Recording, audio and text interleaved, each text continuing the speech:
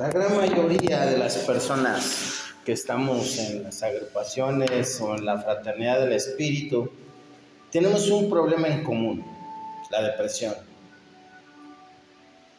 ¿Y cómo se cura la depresión, no? Estamos en la gran búsqueda. En realidad la depresión se cura con la humildad. La depresión en realidad es no aceptar las cosas tal y como son. Y la humildad es aceptar las cosas tal y como son.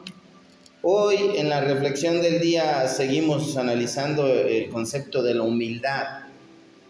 El doctor Bob tenía un concepto muy especial de la humildad. En realidad yo percibí de dónde lo tomó, del libro de las variedades de la experiencia religiosa de William James, ¿no? Simplemente lo escribió con otras palabras. Él menciona que la humildad es la perpetua tranquilidad del corazón, es no tener problemas, es nunca estar enojado, apesumbrado, irritable o adolorido, es no extrañarme por nada de lo que me hacen, es sentir que nada se hace en contra mía, es estar tranquilo cuando alguien me está alabando, juzgando, atacando o criticando. Es tener un lugar bendito dentro de mí donde pueda entrar y cerrar la puerta y arrodillarme ante él, ante un profundo mar de tranquilidad, como en un profundo mar de tranquilidad, cuando todo lo que me rodea aparente ser un problema. Cuando empezamos a entender el concepto de la humildad, y esta parte que a mí en lo personal pues va a ser mi acompañante, ¿no? La dama de negro que menciona el viejito de la pipa. La dama de negro es la depresión y que ha aprendido a tener una relación, ¿no? Tenemos pues desde que nací relativamente que tengo esa compañía, una compañía eterna, ¿no? Que me acompaña todos los días y me acompañará el resto de mis días. Y tiene un nombre, la depresión. La depresión en realidad es cuando te lleva a buscar algo. Pero para tener una información relativamente breve de qué es la depresión, pues hay que decir bajo varios términos, ¿no? Alguno de ustedes lo va a entender. La depresión es la enfermedad más terrible que existe. ¿Por qué? Porque la depresión en realidad sientes que te duele todo. No es lo mismo que tú sientas un dolor específicamente en algún lugar. No, la depresión en realidad es sentir un dolor en todo, ¿no? Es un dolor indescriptible, inclusive es un dolor que los análisis clínicos que puedas hacerte no va a sacar nunca depresión. Cuando empiezas a aprender a entender por qué es una de las enfermedades más terribles que existe, pues es una de las enfermedades más incomprendidas. De hecho, la depresión tiende a ser una solución para la ansiedad. Si alguien padece ansiedad, le dan un medicamento para que padezca depresión. La depresión no tiene ningún analgésico. Quien diga eso miente absolutamente, ¿no? La depresión es algo que el ser humano en realidad ha aprendido a vivir con ella. Yo soy una persona que me ha acoplado, sé cuando va a llegar esos momentos depresivos y ya los afronto, ya no los rehuyo, ¿no? La depresión es la pérdida de la esperanza. El ser humano no puede vivir sin esperanza. De hecho, es parte de los 3 legados de la teología que mencionan los cristianos o las personas que están apegadas a ciertas religiones. Cuando mencionan que es amor, fe y esperanza. Así lo mencionan muchos, ¿no? Que es un triángulo, al igual que el legado relativamente de los alcohólicos. De hecho, pues se puede definir las interpretaciones de diferentes maneras, pero ellos nombran uno de los principales, se puede decir, principios básicos de la teología. Y cuando empiezas a ver en realidad que la mayoría de los adictos llegamos a perder las esperanzas, ¿no? Inclusive de dejar de consumir. Cuando vuelves a recaer y vuelves a recaer y vuelves a recaer, se llega a perder la esperanza. Compañeros, yo no sé decirles qué es el cielo, pero sí sé decirles qué es el infierno. Y el infierno es esperar sin esperanza. La depresión es un dolor en el alma que abate el espíritu. He ahí por qué la enfermedad en realidad se le denomina una enfermedad del alma, una enfermedad del espíritu. Cuando hay esa confusión en realidad de lo que siente el alma, el espíritu no sabe cómo reaccionar. Por eso también relativamente duerme, ¿no? No se muere. El espíritu nunca muere, el espíritu es eterno. En realidad duerme, por eso se le llama despertar espiritual, porque en realidad llega un momento donde se duerme el espíritu. La depresión es esperar que la vida sea fácil. Y eso nunca va a pasar, compañeros. A lo mejor porque nosotros somos los difíciles. La vida es fácil relativamente cuando empiezas a entender que es como es, no como tú quieres que sea. Ahí está la clave de la recuperación. Aceptar las cosas tal y como son. Esa es la culminación del programa. Quien llega a comprender la humildad logra la verdadera recuperación. Esas personas que andan buscando la recuperación no está basada en que dejes de consumir. La recuperación no está basada en que dejes de beber o de drogarte. La enfermedad no radica únicamente en que bebes o te drogas. La enfermedad radica en que el egocentrismo se desbordó de tal manera que hizo parir todos los males de la mente humana. Y los depresivos somos personas que estamos practicando precisamente el egocentrismo, concentración en sí mismo, y creemos que esta es la raíz de todas nuestras dificultades. ¿Por qué? Porque creemos que de 8,000 millones de habitantes, solamente a mí Dios no me quiere.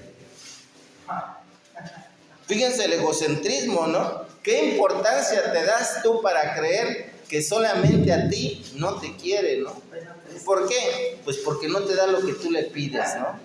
Me digan los mentirosos que llegan diciendo que gracias a Alcohólicos Anónimos yo tengo casa, carro y ves. No, eso no te lo dio Dios, eso te ayudó. Miren, compañeros, entender el concepto de la reflexión que nos está diciendo el concepto de Dios, que Dios lo hizo, no tú.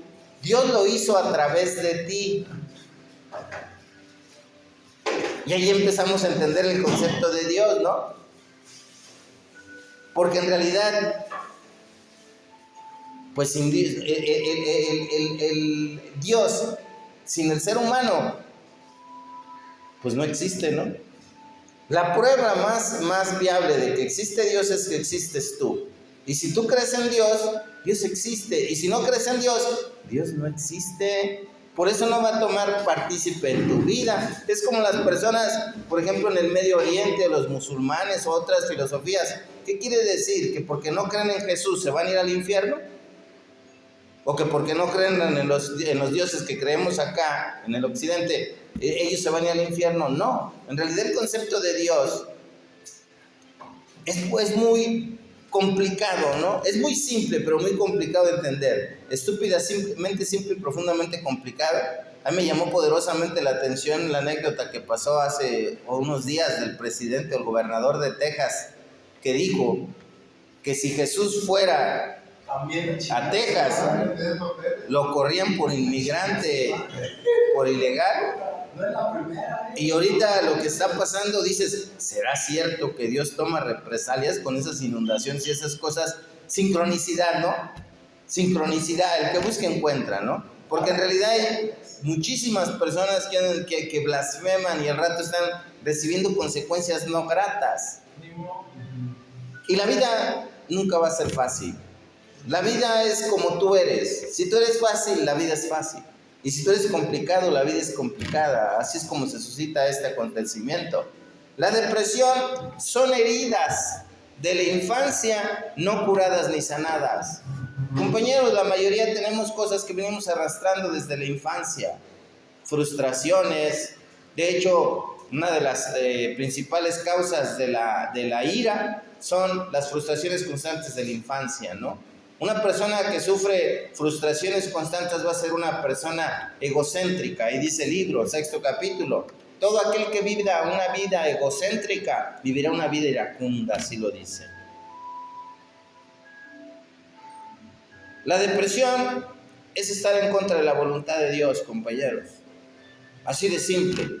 ¿Qué es la voluntad de Dios? Lo que Él quiera, como Él quiera y cuando Él quiera. ¿Y cuál es la voluntad del adicto? Lo que Él quiera, como Él quiera y cuando Él quiera. Por eso nunca va a funcionar el concepto de Dios en el drogadicto. Chocan las dos voluntades, ¿no? La humana y la divina.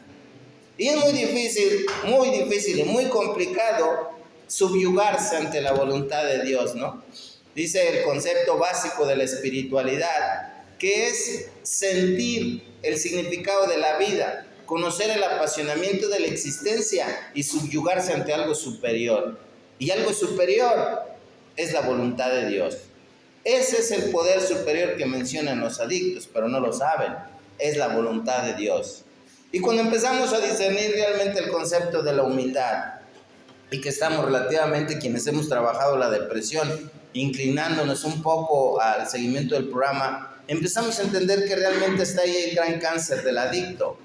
Que nadie, no van a ser nadie, compañeros, que digan, hágase tu voluntad y no la mía. No es cierto. Nunca hemos hecho la voluntad de Dios. Dios se ha acoplado a nuestra voluntad. Nosotros nunca nos hemos acoplado a la voluntad de Dios. La voluntad de Dios es estar donde estás, con quien estás y cómo estás. Si estás mal, es la voluntad de Dios. Pero dices, ¿Dios quiere eso para mí? No, Dios respetó tu voluntad. Estás mal por las acciones que tú mismo ocasionaste. Estás relativamente sufriendo una consecuencia, un resultado de tus acciones. Así se interpreta. Cuando empezamos a entender qué puede ser en mi vida personal la depresión, he comprobado que la depresión no es caer. No, la depresión es no quererse levantar.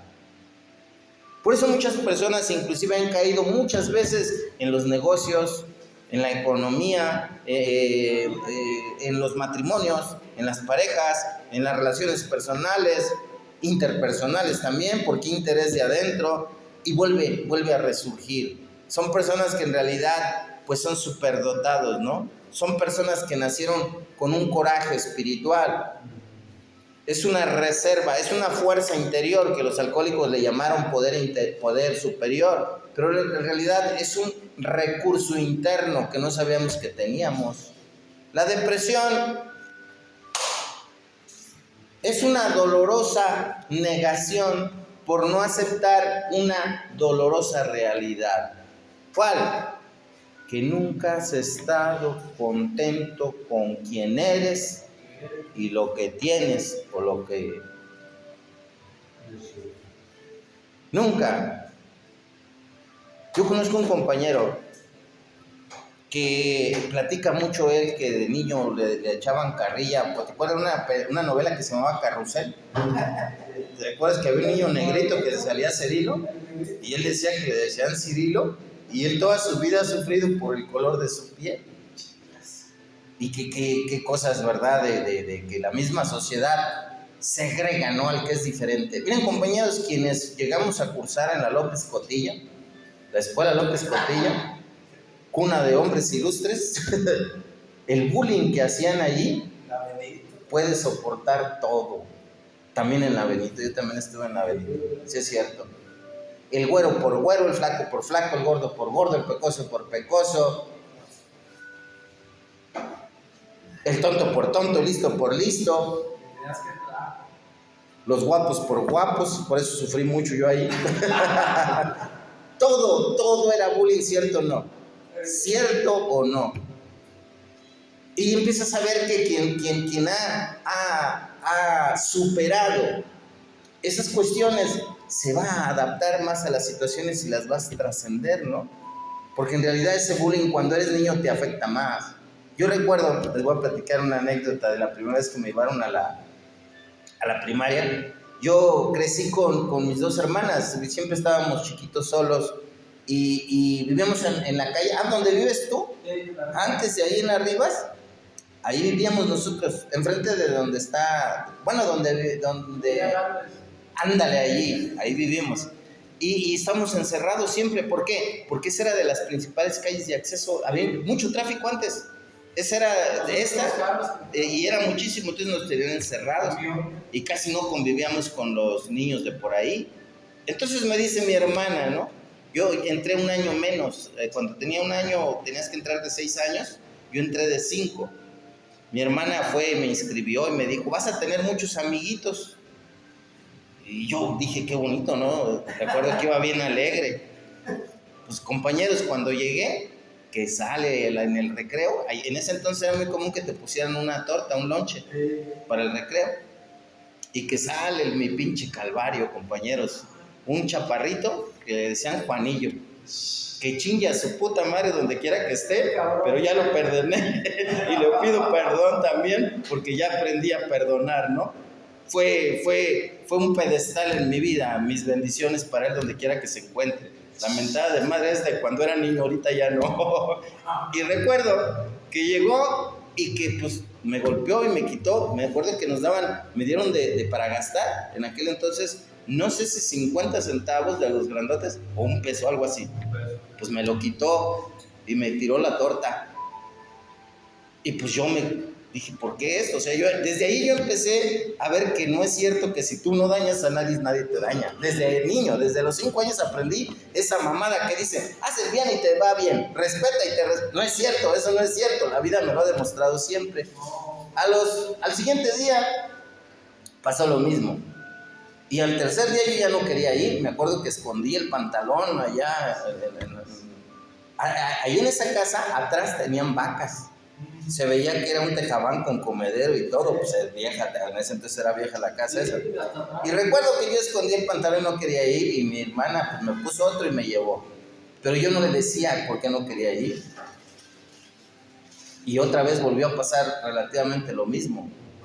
Al cuarto día, que me hacen un lonche de lo que a mí me gustaba mucho, era chorizo con papas y huevo. Pues me encantaba. Y que me hacen el lonche, y yo traía un chingo de hambre. Y pues cuando llegó el recreo, pues yo me fui a donde no me viera, pues me fue a buscar. Pero cuando llegó, sentí un odio, compañeros, cuando me la quiso quitar la torta, lo agarré. Miren, compañeros, desde ahí noté que yo estaba muy mal. Yo no lo quería golpear, yo lo quería matar. Y les juro que le tuvieron que hablar al profesor. Me acuerdo que el profesor era uno de Jamaica. Yo quiero ir a buscarlo, él se llama Sabás, un saludo por ahí donde quiera que se encuentre. Ya se murió Sabás. Uy, qué triste ahorita que me estoy acordando, pero sí, me acuerdo que él no me lo podía quitar. Un niño de 5 años, con la rabia que tenía, no lo podía quitar, yo lo quería matar. ¿Qué pasó al día siguiente? Chingó a su madre el niño inocente. Que voy y que lo busco y traía su tortita de frijoles, que se la tiro, que la piso y que le pongo una putiza. ¿Para qué se eduque? Compañeros, así se suscita la vida. Así se suscita la vida. Ese tipo de detallitos cuando empiezas a hacer remembranza. El cuarto paso nos lleva nomás a un objetivo, compañero. No se pierda. El cuarto y quinto paso solo es para conocer por qué te enfermaste y de qué te enfermaste, pero vas a seguir enfermo.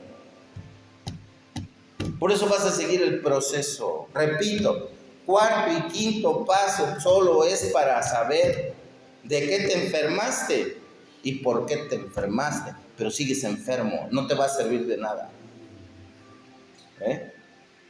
Y empecé yo realmente a entender que la vida es como es. Cuando yo escucho a las personas que hablan palabras que existen desde todo el tiempo, pues yo las he vivido. Por eso no es que sea una persona pesimista. Soy una persona pesimista, sí, pero ¿qué es un pesimista en el ámbito espiritual? Aclaro, en el ámbito espiritual.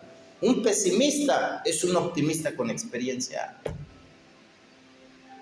No es que sea negativo, es que ya vivió la experiencia de ser optimista, ¿no?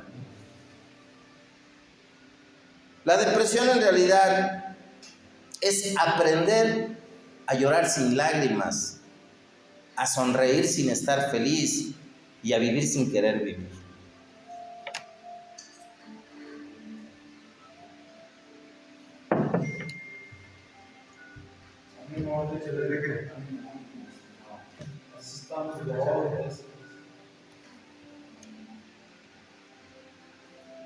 Por eso, una de las expresiones más normales, cuando alguien llega a quererte dar ánimos, ¿no?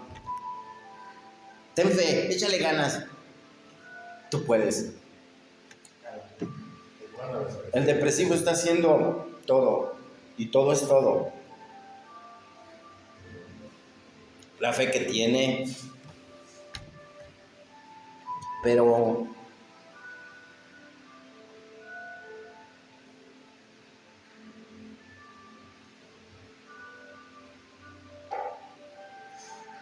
¿cómo le vas a echar ganas? Si no existen las ganas. Si las ganas existieran, compañeros, las venderían en el Dr. Simi. Échale ganas de 500 miligramos, échale ganas de 200. Y ahí es donde te pierdes, ¿no? ¿Qué puedes contestar con alguien que te quiere dar esas clásicas instrucciones baratas, ¿no? Simplemente una contestación madura. Mira, yo no te lo puedo explicar y tú no lo vas a entender.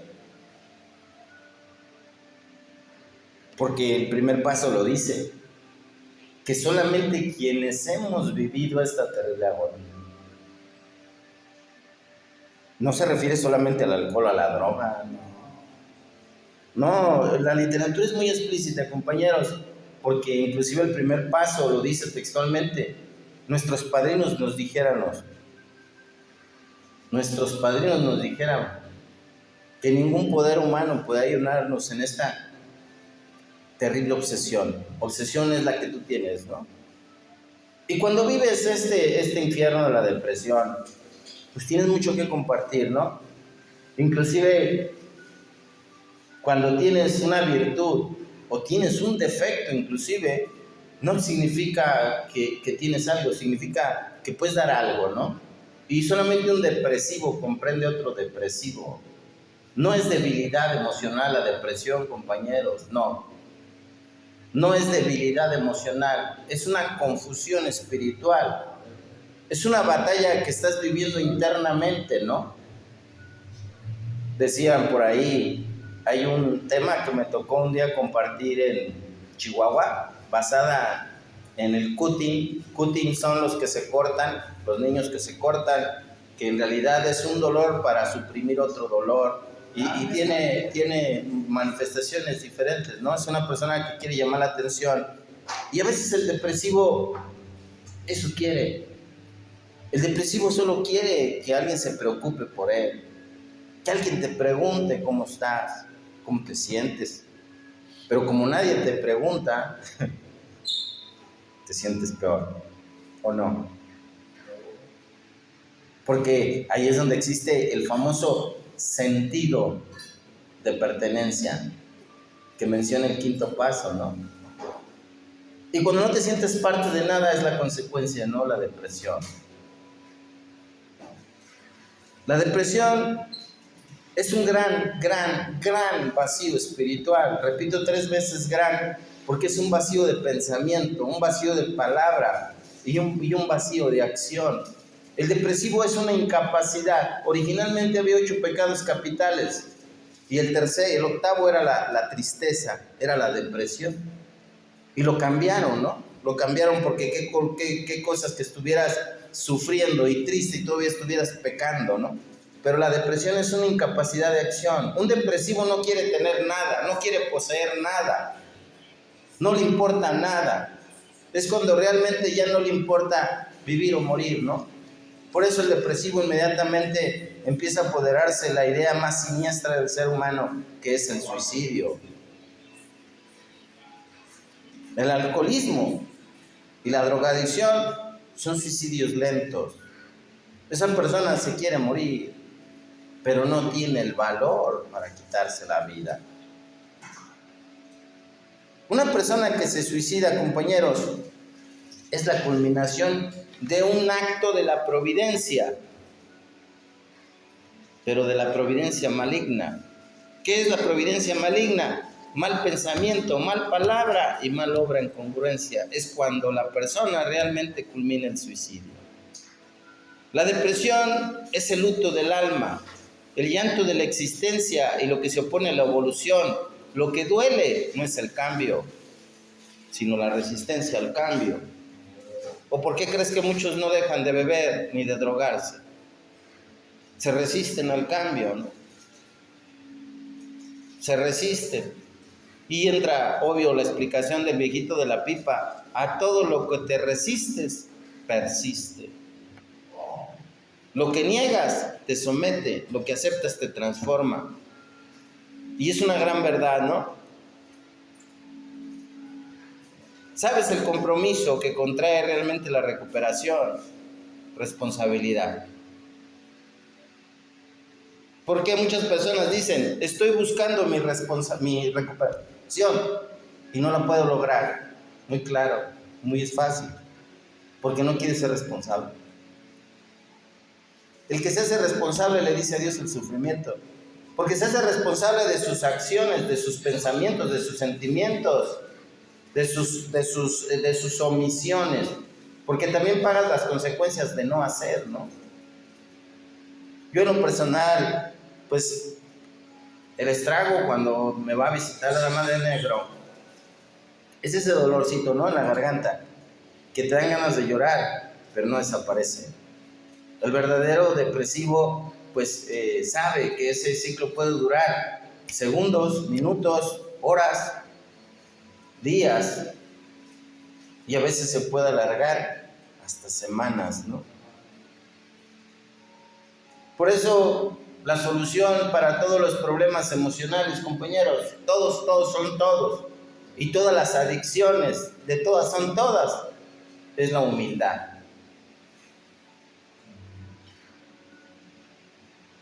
Y empiezas a ver que los alcohólicos tienen la gran llave maestra, ¿no?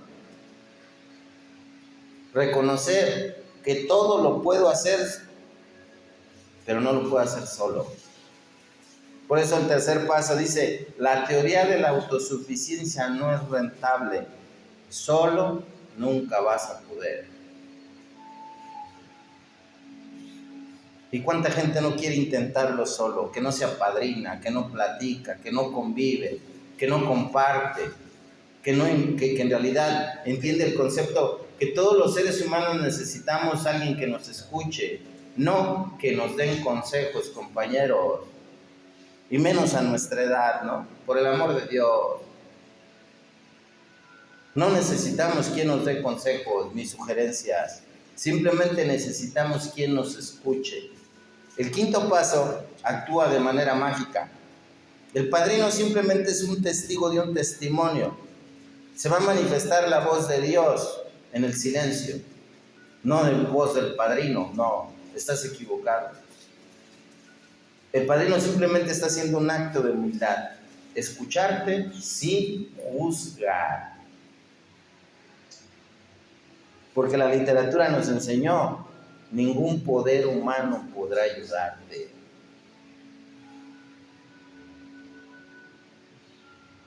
Es como el tema de tolerancia, feliz 24 horas.